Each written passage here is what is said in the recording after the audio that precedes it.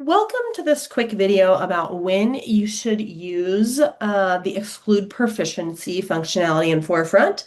And I'm going to start with the idea that our takeaway today is if you're in doubt, don't leave it out. So I'm going to talk through why in most of the cases it's actually helpful to include all data towards proficiency. So when we talk about excluding data from proficiency, if we were to exclude data, it would impact any place where we're seeing this proficiency being calculated. So when we're looking at standards, when we're in the student wheel, that is where that would be excluded from. So let's just kind of talk through an example. So here I'm in a kindergarten demo class and I've got some kindergarten data. And let's say, for example, that when I first gave this kindergarten universal screener, Max did not have a good time of it. And maybe I'm realizing now we've, done some relationship building. I'm ready to try and reassess Max, and I want to get some additional data. So, first off, I want to point out, because I think it factors into this conversation, that idea of adding an assignment, reassessing. So I gave this assessment back on July 25th. If I click the plus sign, I can actually get just a fresh spreadsheet. And let's say I worked with Max, we had a better time, but there were still some areas where he needs support. So if I go back to the summary page, you'll see I now have both data points for Max. I have that first assessment where he really struggled, and then I have the second assessment where we have some progress, but there's still area for growth. So one thing that's really important in this conversation when we're thinking about excluding proficiency is that Forefront uses a recency algorithm. So most recent data is weighted most heavily. So because this first assessment was back on July 25th, I'm now re-administering it almost a month later. If I go and look at Max's data and open it up, you'll see that first assessment of the universal screener almost isn't even counting. We do include a little bit of information about weighting. You can see it's just weighted at 9%. So in all these cases, that proficiency that is being reflected is that most recent data. So to the question, let's go back and say, do I want to exclude this data for the first attempt that Max had us on this assessment? The answer is you can, but you don't really need to, which is a lot of the time what comes up when we're excluding assessments. If that data is old enough, it doesn't really matter anyway.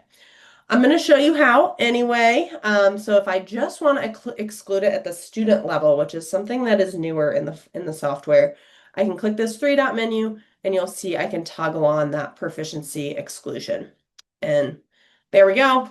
Now that's not going to feed into Max's wheel. Instead of 9% weight, it's going to be 0% weight. And of course, as time passes, that 9% weight will reduce. So again, this is a case I'm like, sure, you can exclude it from proficiency. It doesn't really do that much.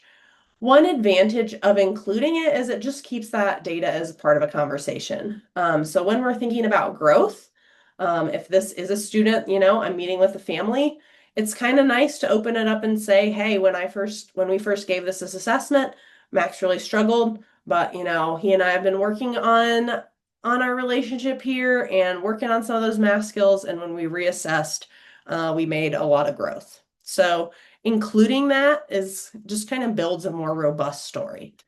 So recommend including it even in that case. The other place there's a couple places. Let's say I wanted to exclude an assessment for a whole class, which again, in most cases, I'm going to recommend you don't do that. You can toggle on that proficiency exclusion here. So if I did do that, again, all that data wouldn't feed into the student wheel. It wouldn't feed into reports. It just isn't really visible.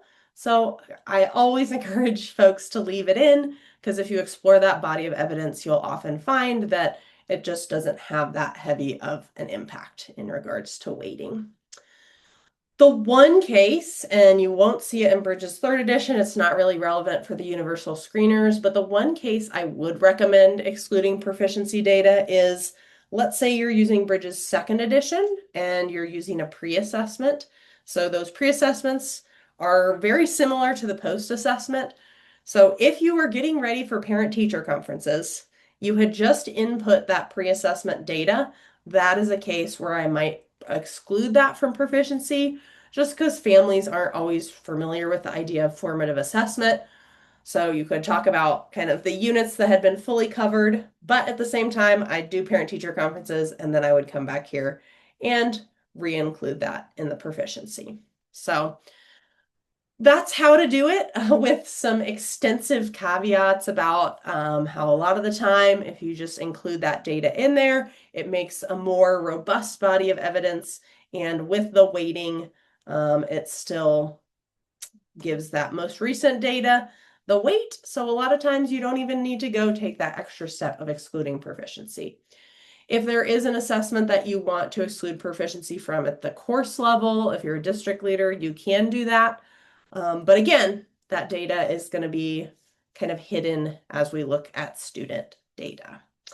All right, if you have any questions about excluding proficiency, you can always email support@forefront.education. But if you're in doubt, don't leave it out. Just kind of leave it in there, save yourself some time, and build out that body of evidence.